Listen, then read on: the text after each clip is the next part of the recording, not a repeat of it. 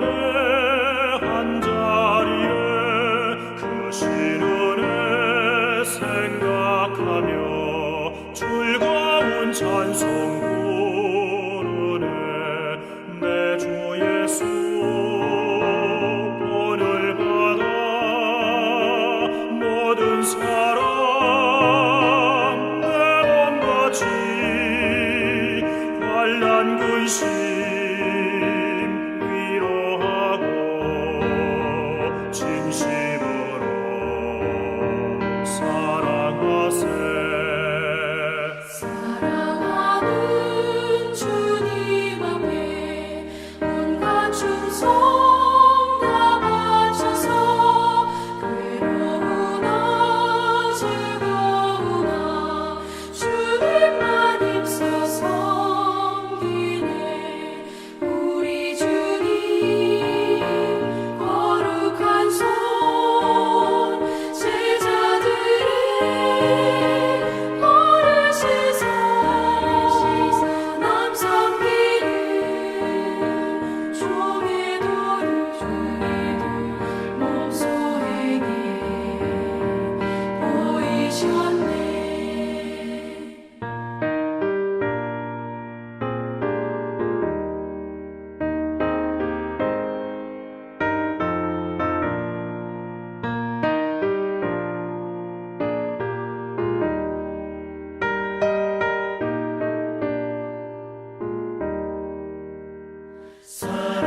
사랑하는 주님 예수 같은 주로 섬기나니 한 피마다 한 몸이고 형제여 친구들이여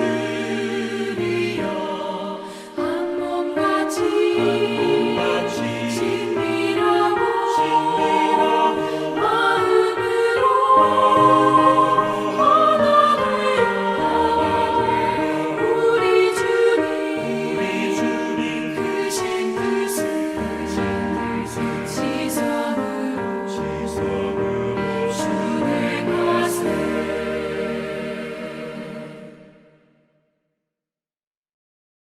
오늘 우리에게 주신 하나님의 말씀은 로마서 12장 1절에서 13절의 말씀입니다. 그러므로 형제들아 내가 하나님의 모든 자비하심으로 너희를 권하노니 너희 몸을 하나님이 기뻐하시는 거룩한 산 제물로 드리라. 이는 너희가 드릴 영적 예배니라.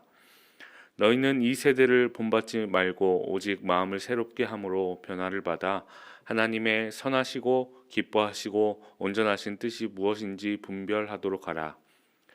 내게 주신 은혜로 말미암아 너희 각 사람에게 말하노니 마땅히 생각할 그 이상의 생각을 품지 말고 오직 하나님께서 각 사람에게 나누어 주신 믿음의 분량대로 지혜롭게 생각하라.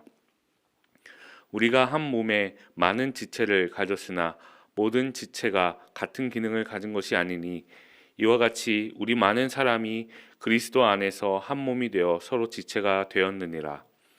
우리에게 주신 은혜대로 받은 은사가 각각 다르니 혹 예언이면 믿음의 분수대로, 혹 섬기는 일이면 섬기는 일로, 혹 가르치는 자면 가르치는 일로, 혹 위로하는 자면 위로하는 일로, 구제하는 자는 성실함으로, 다스리는 자는 부지런함으로, 긍휼을 베푸는 자는 즐거움으로 할 것이니라.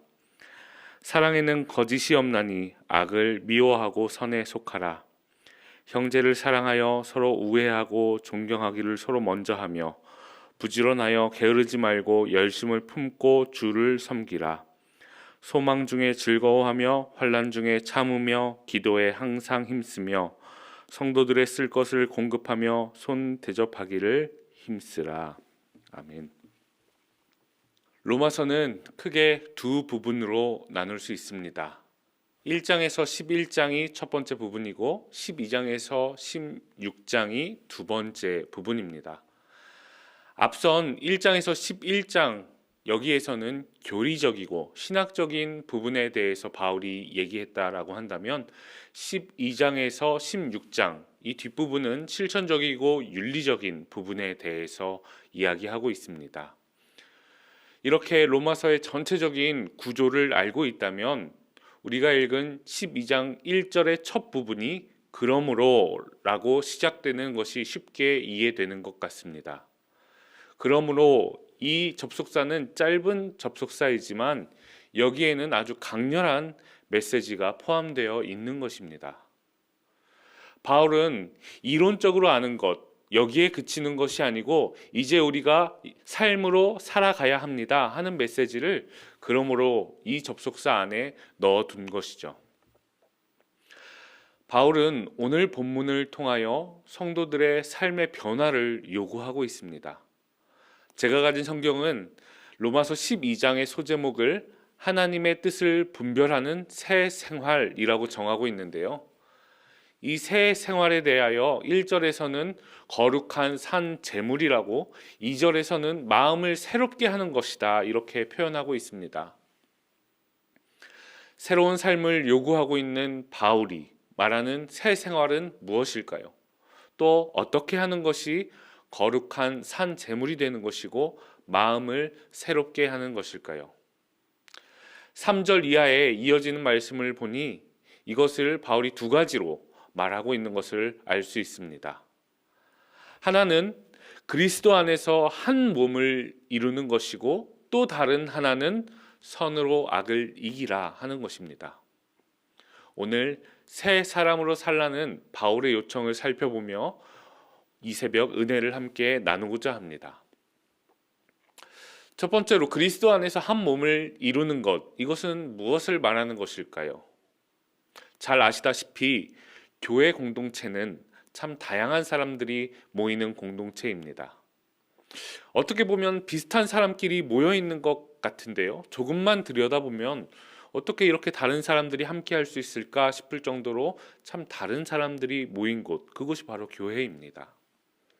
4절에서 8절에서 언급하고 있듯이 하나님께서는 각각 다른 은혜를 부어주셔서 어떤 사람은 섬기는 일로, 가르치는 일로, 위로하는 일로, 또 구제하는 일로, 긍휼을 베푸는 일로 부르신 것입니다.